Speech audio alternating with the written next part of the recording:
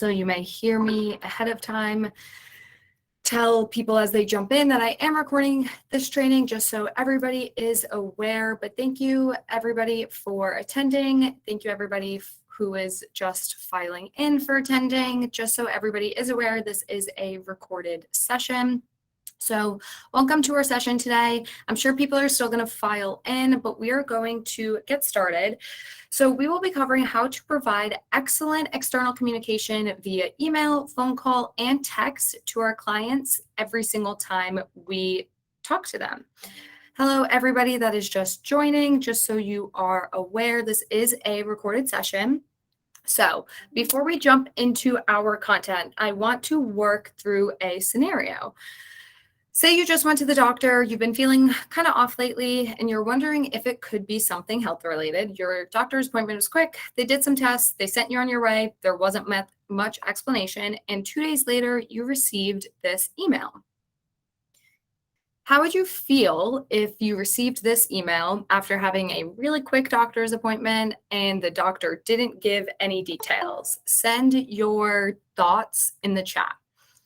Also, welcome to everybody who has just joined. This is a recorded session, just so everybody is aware. But back to our activity. So you went to the doctor, you were having some issues, and then you get this email 2 days later after your appointment. How are you going to feel? Send your answers in the chat. What do you think? Yeah, probably pretty confused, pretty nervous. Exactly. Probably overwhelmed. Exactly. Lost, stressed. You're confused. You don't know what's going on. What is this procedure that she's talking about? Tina wasn't really professional. She didn't use your name. And she really just demands that you respond with the decision within just a few hours on something that you don't even really understand. So now try to relate this to your communication with clients. Consider how they may feel if you sent them an email with acronyms they didn't understand, asking for documents without explanation, not using their name, and just kind of being generally unfriendly or unprofessional. The goal of this training is to ensure that you don't ever communicate with clients in this way, because we strive for a successful client communication every single time. So our learning outcomes, what are we going to be doing over the next course of the hour? We are going to identify successful external communication. For the ops department, we'll reflect on how successful external communication influences that positive client experience and overall just team member and business success. And then we'll apply expectations for that external communication in regards to email, phone, and text messages. So to keep kind of getting warm up, we already looked at an example email that was kind of frustrating, pretty hard to understand. Now, I'd like you all to think of a personal example about a recent communication. Say it was with the doctor, maybe it was with an LO or somebody else in another department, a customer service rep. What was that experience like, and how could it have been improved? So send your answers in the chat. Think of a personal example again about some recent communication that you had and what it was like and how it could have been improved. One example that comes to mind for me is I was having issues with a airline for a flight that I had, and they just didn't really provide much help, and it was pretty confusing and frustrating overall. So think to some personal experiences that kind of relate to these situations and send your thoughts in the chat. And welcome to anybody that has just recently joined us. This is a recorded session, just so you are aware. And we are doing a little activity.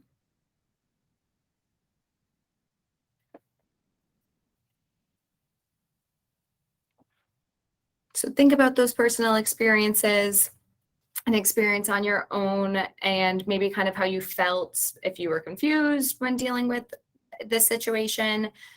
And if you have one in mind, think about how if you were on the other side of this, now when you know kind of, how it feels being in the client's shoes, How does it help you empathize with people when you talk to them about their home journey? How might this change the language that you use with them? These are all different questions that you can really ask yourself and keep in mind when engaging with clients throughout the entire process. So this training is going to be split into two parts. In part one, we are going to share a definition and the importance of good communication. We're then going to talk about the importance of breaking down mortgage terms, and we'll discuss urgency in regards to communication. So, what is successful external communication and why is it important? Successful external communication for our ops team is professional, clear, and personalized information between you and the client using templates and scripts when they're appropriate. But when we talk about this, we also want to talk about the why and why it's so important for our operations at UMortgage. So let's find out. Let's look at successful communication in relation to some of our core values. We all know this one pretty well. Experience is everything. Consistent and successful client experiences are the goal. The only way to achieve this is by having effective, detailed, and standardized communication. We also want to create strong communities. So having successful experiences with clients will result in more referrals, making the company and you more successful. And we naturally want to get better every day, which is going to come with all of this improvement in communication. Using strong external communication skills will strengthen your skills and ultimately help you be more successful overall. When you think about it, there's really no downside to using these skills, and it really is the key to success. Now that we have our definition of successful external communication in mind, we're going to work through an activity and provide some examples. I'm going to give a few scenarios, and you have to decide if the outcomes are of successful external communication as we just defined it or not. So I will read a scenario. You'll also see it on the screen, and I'll give you a few seconds to think about it, and then you will use the chat feature to engage with the activity and submit yes or no responses. But you will not be sending in your answers until you see a go button on the screen. So wait until you see that go to send your answers. Now let's get started. Let's look at our first scenario. We have John, who's an LO, and Kelly, who's our borrower, and telling her that he had an urgent message for her to give him a phone call immediately. There was nothing else stated in that email. So do you think this is going to lead to good or bad in terms of the outcome of the external communication? Yes or no? And again, wait until you see that go on the screen and then enter your response. So think about it for a moment and then let me know if you think from this scenario, if it is good or bad external communication and what that outcome will look like. Now send in your answers.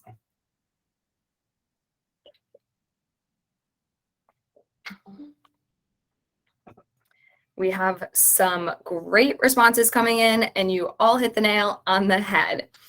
So there wasn't much said by John when he asked for the phone call. If it's urgent, you should always immediately be giving the borrower clear details about what is urgent or what is needed and a time frame of when you will need a response or the items you are requesting. So you all were exactly right. It was pretty bad external communication and super unclear and just pretty probably left the person on the other line or the other side pretty confused, upset, worried. In scenario 2, we have an email communication. Hello, Kelly, this is John, and I just wanted to let you know the appraisal that we ordered has no payment method on file. I know you prefer emails, so I wanted to reach out to you this way first, but I will be giving you a phone call about this within the next hour as well, since this is an urgent matter. Thank you. Talk to you soon. I'll give you all a few seconds again. And remember, when you see the go button on the screen, send your answers in the chat.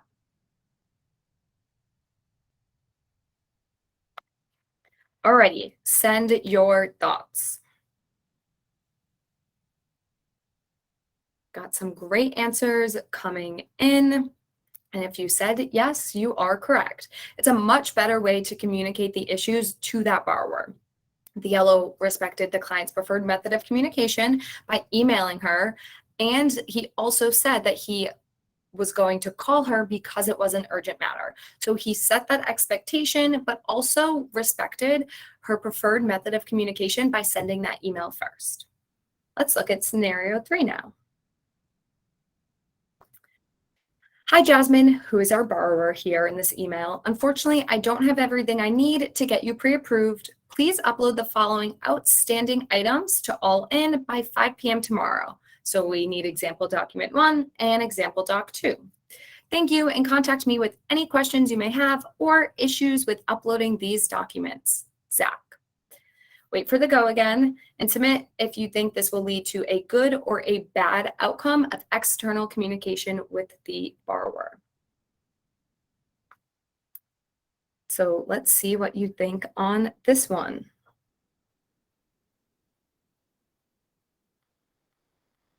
You all are pros at this. If you said yes, which you all did, you are correct. The scenario for this email contains an organized and polite message to the borrower.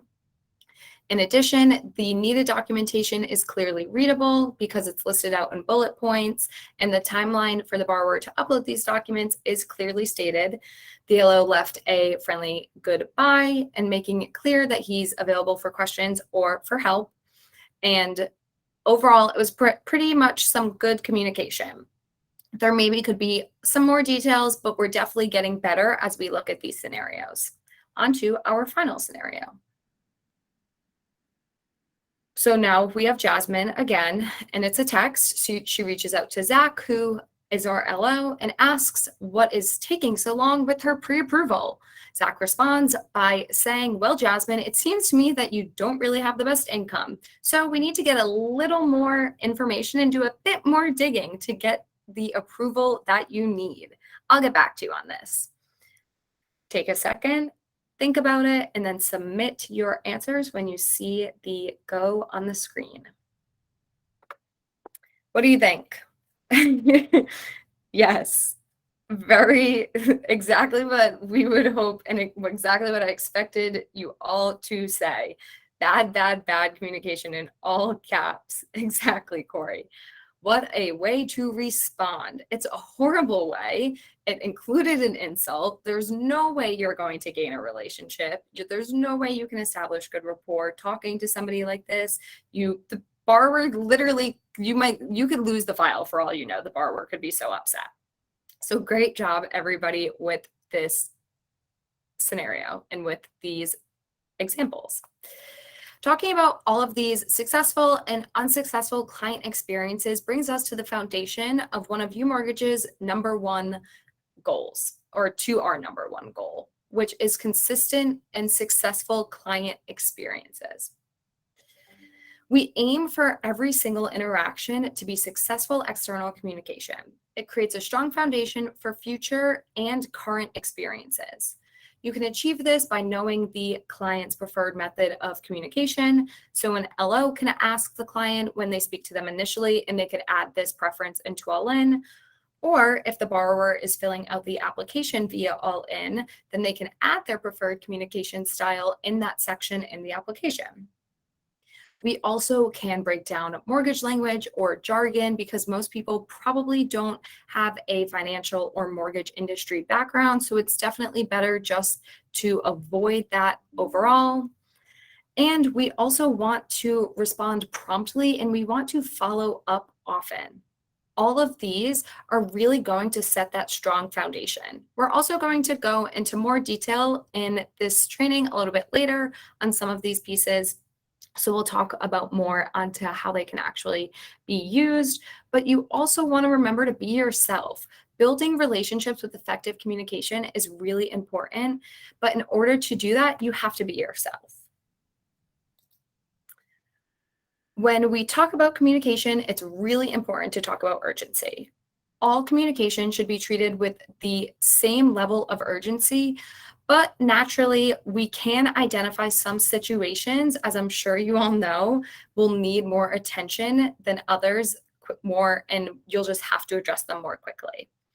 So you want to remember to take the time to give the client a phone call for urgent matters. A way to show respect regarding their preferred method of communication, which we saw this in one of those scenario examples, is to let them know ahead of time that you'll be giving them that phone call to discuss the urgent communication. A few examples of urgent items that will require a phone call is if both borrowers have not signed their ITP, if appraisals have not been paid for or payment info was not provided, if we are approaching deadlines for time-sensitive information, maybe a rate lock is about to expire, a closing date needs to be scheduled and the borrower isn't answering their phone calls or their texts, or just any time that the borrower doesn't respond to a phone call or text overall, and they don't respond to that initial outreach. So all of that is just going to need a higher level of urgency.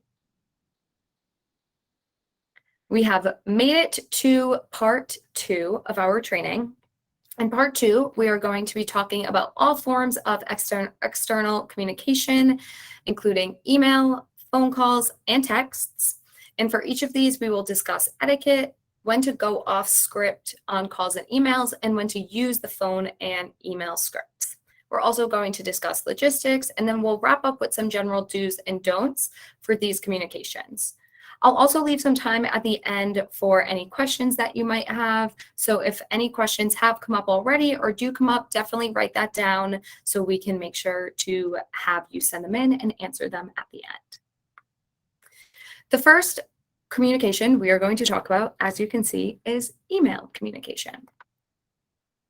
When we write an email to a client, we always want to use proper email etiquette. This includes a greeting, so using their preferred names and pronouns to add that personal touch.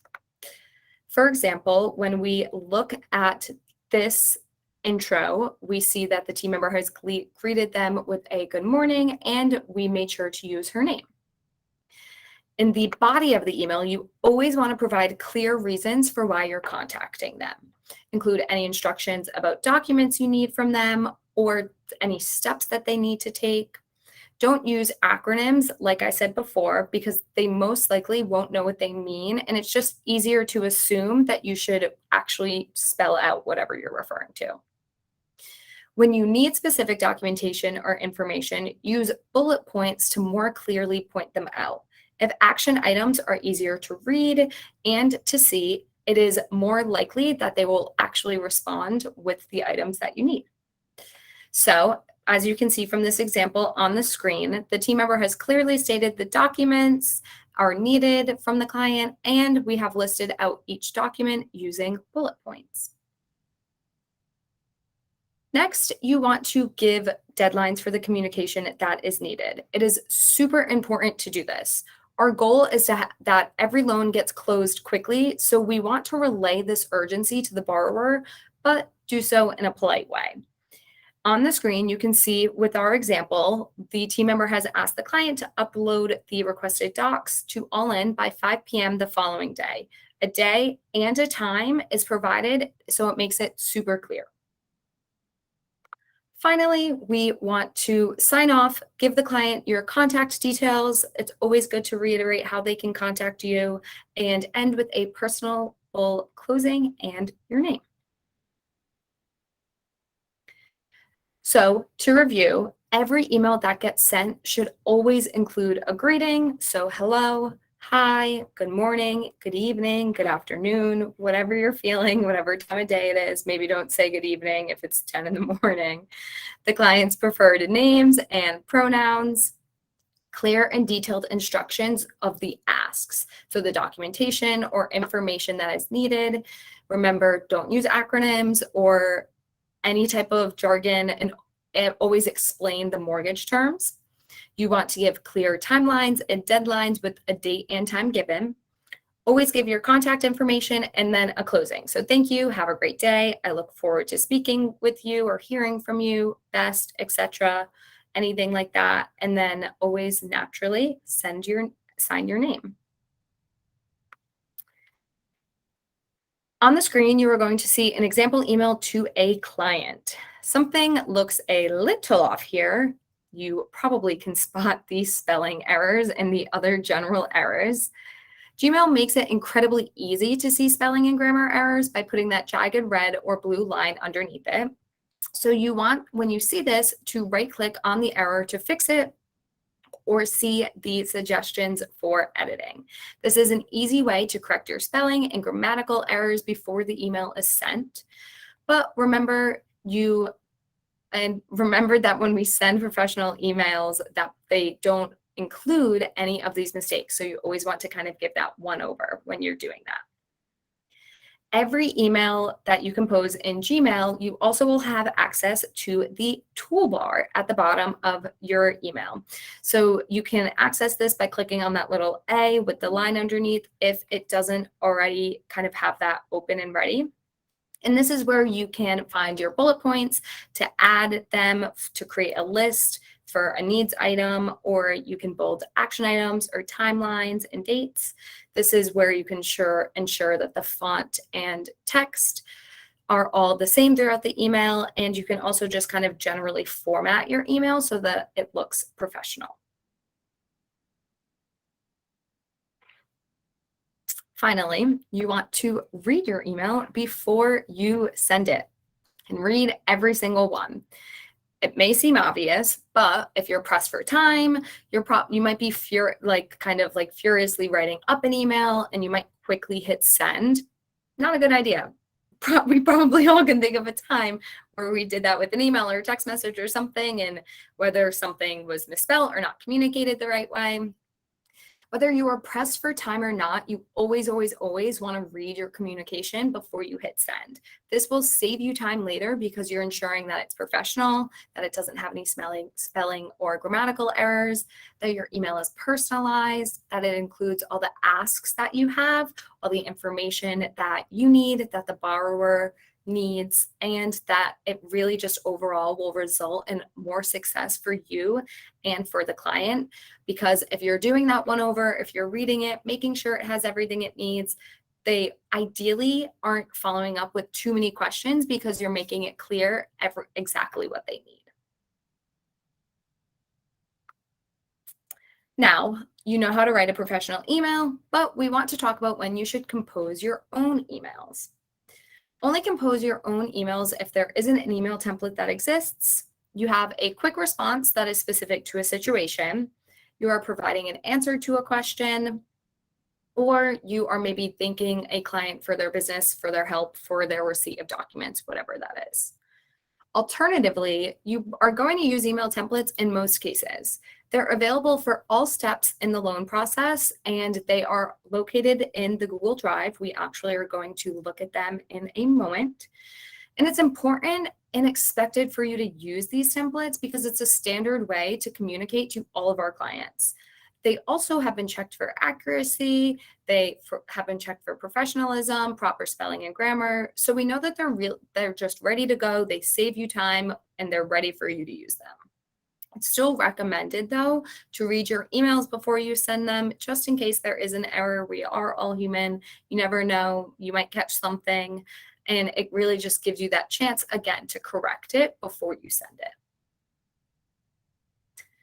In a moment, I'm going to send you all a link to the email templates in the Google Drive. Once you click on that link that I just sent, please open it and then keep it open for the duration of our scavenger hunt activity. So I will give everybody a moment to get that up.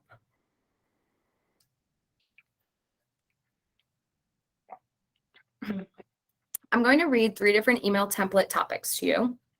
After I read each one, your job is to find the template in the document and raise your virtual hand. The goal is to be the first one to find it and therefore the first person to raise your virtual hand. So I'll call on that person and ask them to read the email template aloud. What questions does anybody have based on these instructions?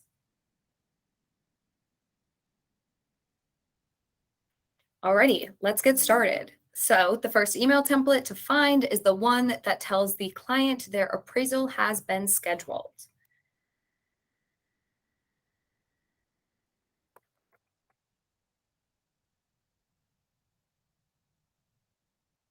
So once you find it, raise your virtual hand.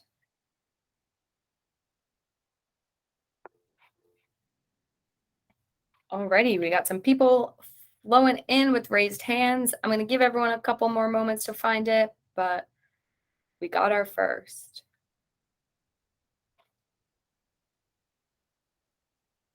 Everyone's quick.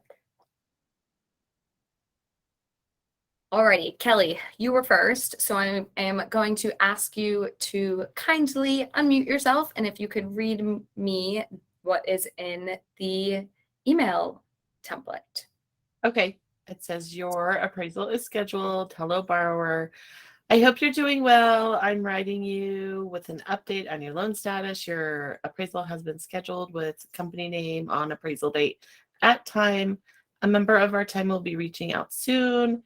They will see you through the finish line of your loan and will assist you with any questions that might arise. Thank you for choosing U Mortgage. We appreciate your trust in our team and look forward to continuing this process with you. Team member signature. Thank you very much. You're welcome. So everybody can lower their hands, and now let's find the next email template. So the second one is going to be find the template that shares important closing information with the borrower. And again, once you find it, raise your virtual hand so we know you have found it.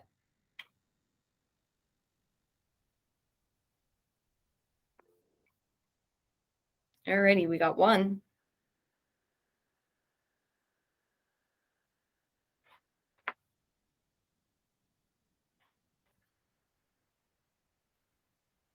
I have a couple people that have found it. I'm going to give everyone another minute or two to look through the templates and find it.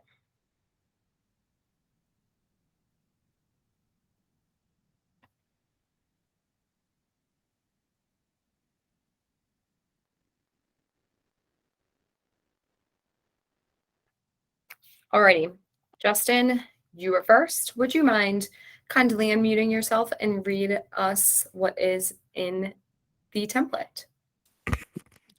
Yes, the heading says, let's get this wrapped up.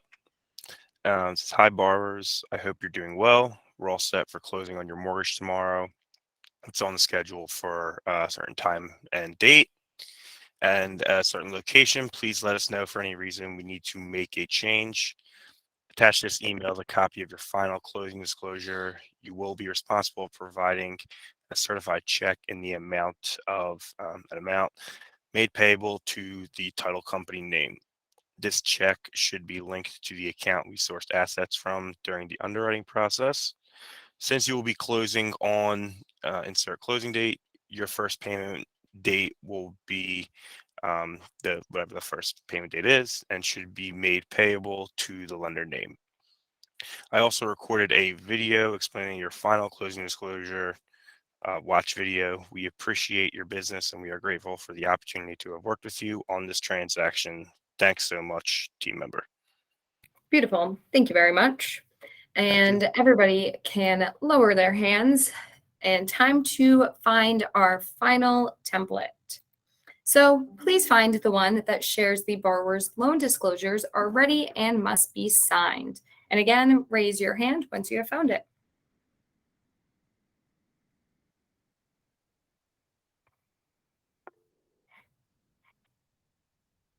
Alrighty, we got one.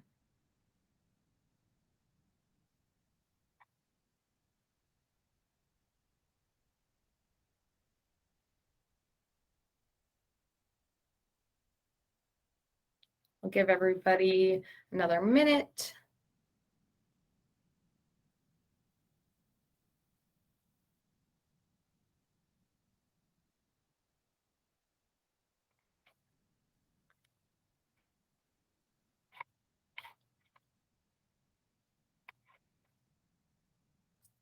Alrighty, Corey, you were first. If you would not mind, please read us what is in the email template.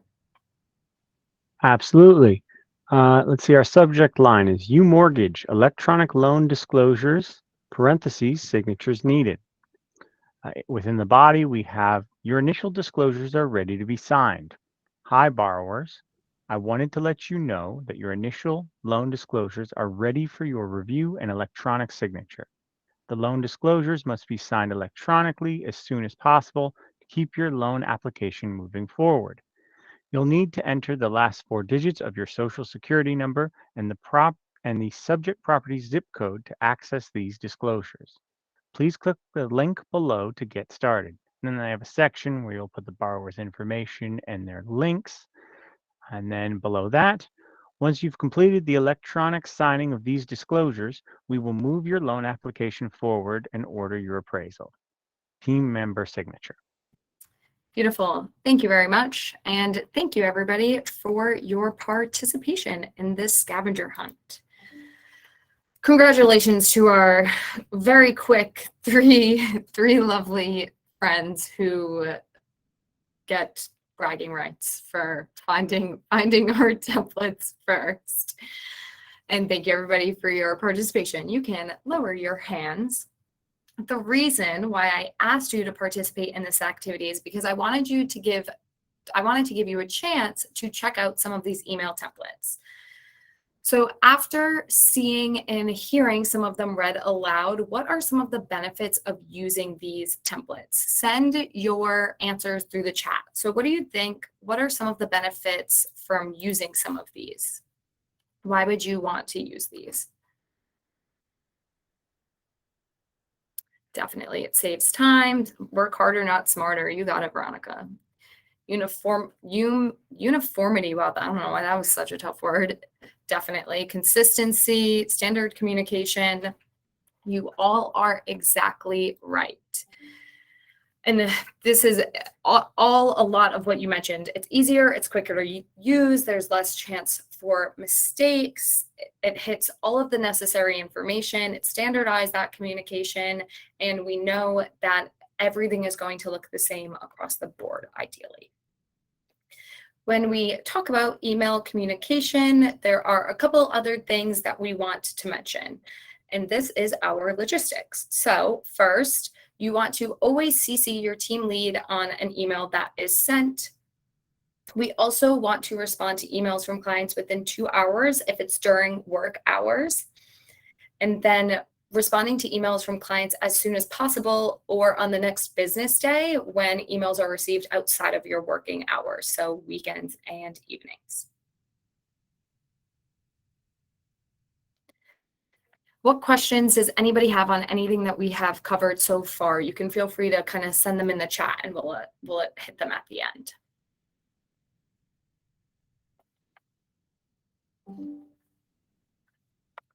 Alrighty, now next we are going to discuss phone communication. And like I said, we're gonna answer any questions that anyone has at the end. So definitely feel free to send any in the chat if you have any or write them down so we can come back to them. When you are calling a client, you always want to use proper phone etiquette. It includes having a professional but friendly tone. You always want to start the call with a greeting. So introduce yourself, use their preferred name, their pronouns, add that personal touch. Also include that you are calling from UMortgage. And this all just really kind of helps start to establish that rapport by introducing yourself, making it personal, and then you want to ask how they're doing. That will build the rapport and that relationship so much more. Ask how they're feeling, if they're at insert process of the loan process here. If you've been working with them for a few days, maybe you can ask them something personal about you've already learned. Maybe you know that their child just graduated. Ask them how the graduation was. Anything that you've learned about them. Maybe it's the first time you're talking to them, so you want to introduce yourself, tell them a little bit about you. Bottom line is that you always want to try to make a personal connection. Once you have greeted them and established some rapport, always explain why you're calling. Remember, don't use acronyms, and you want to stress the urgency if it's necessary. Be clear about any action items that they may need to follow up on. So in this example, Andrea explains to Lawrence, I'm calling you today to update you on your loan. You should have received a link from me last evening around 6 p.m. The link is your early closing disclosure. I just wanted to follow up to let you know that it's important that you review and sign it. The sooner you sign it, the sooner we'll be able to get everything finalized on our side and be able to schedule your closing. She is very clear about what she needs and stresses the importance. Afterwards, though, Lawrence asks a question. So let's see if the answer provided is one that is clear. And she does an excellent job explaining what the doc is for and the next steps. So she says to him, the early closing disclosure is a preliminary document that shows the estimated fees. It's not set in stone just yet because the title company has not yet updated their fees. Once signed, we'll update the fees on our end, and you will receive the final closing disclosure by your closing date.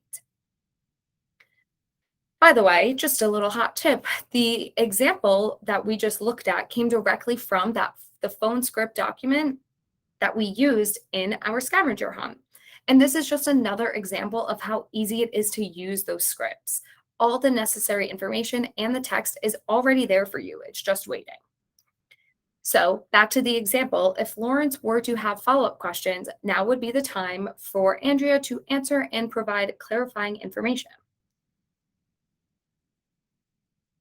And then to wrap up the call, you always again want to provide a friendly goodbye and remind the client of your contact information. Our proper phone etiquette is pretty similar to our proper email etiquette. The biggest difference with phone communication is ensuring that you have a friendly, helpful, and personal, professional tone. You're adding that personal touch. When you try to connect with somebody before you dive into the main conversation, it builds that relationship, and they're probably going to be quicker when something is urgent because they have that relationship with you already. It just helps us be way more successful and hopefully gets us future referrals as well. To review, every phone call should always include a greeting, the preferred name and pronouns, clear and detailed instructions or asks, so that documentation, the information needed, clear timelines and deadlines with the date and time given, your contact information, so remind them that they can always reach out to you and how they can reach out to you, and then your closing. Now it's your turn. I'd like you all to share a way that you build rapport with clients, especially during phone conversations. Do you have typical questions you like to ask? Do you try to find connection or common ground? Whatever it is, I'd love to hear some examples from all of you. So send those in the chat. I'll give everybody a minute and a half to send in your examples.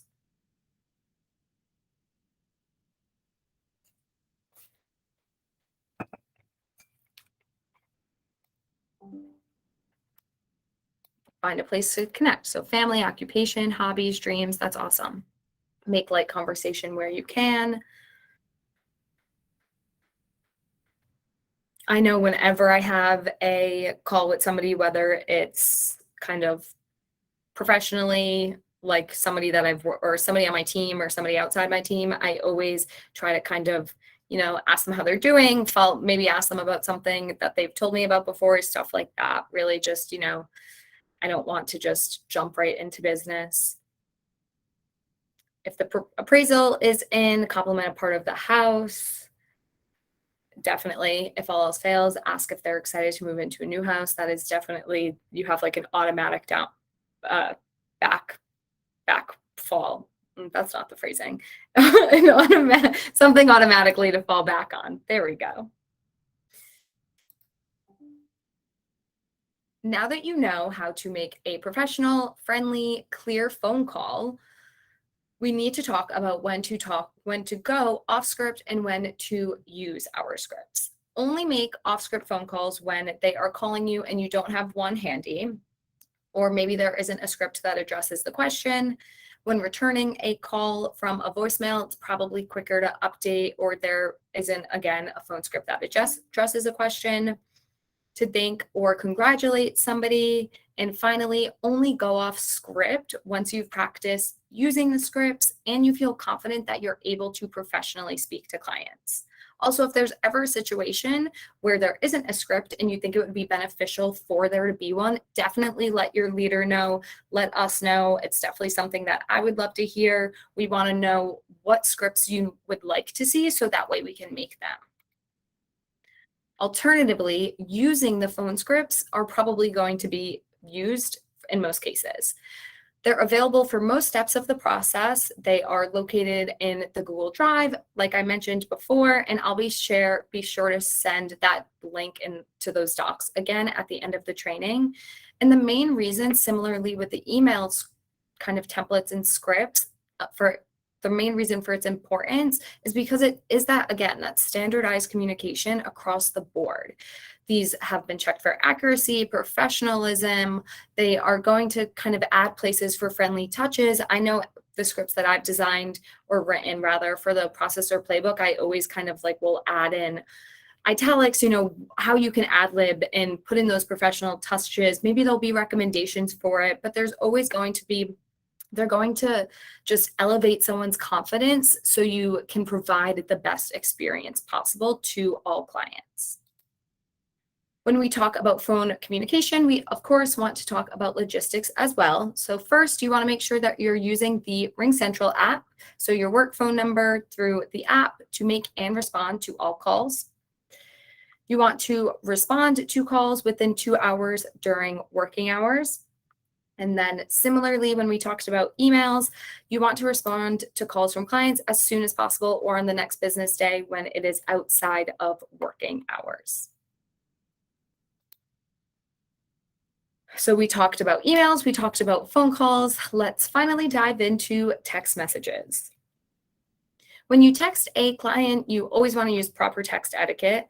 You want to remember you are not texting a friend. And even though texting is usually a more informal or casual form of communication, it needs to remain professional and friendly at all times.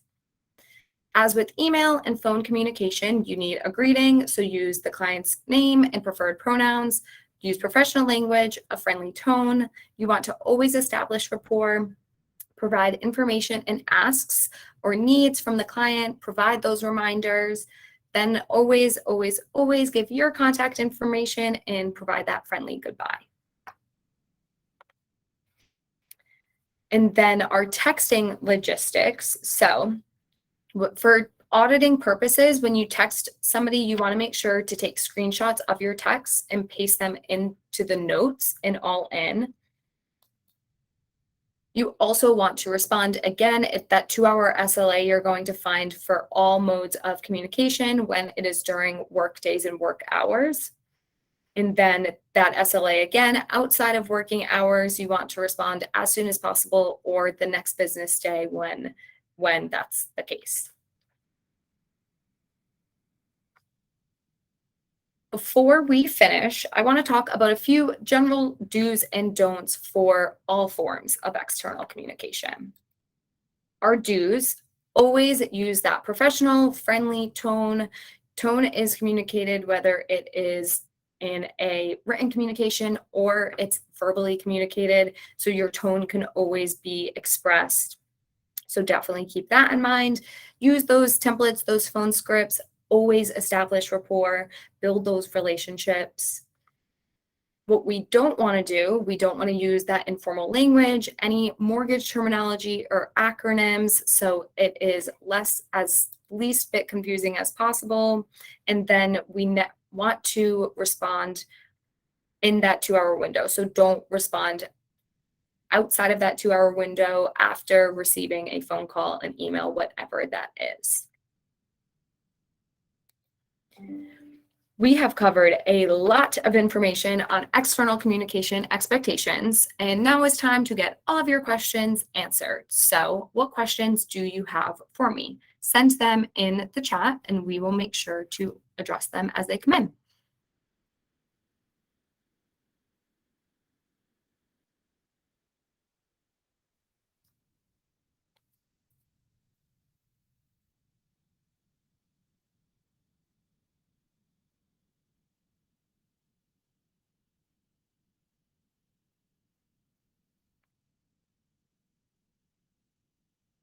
No questions?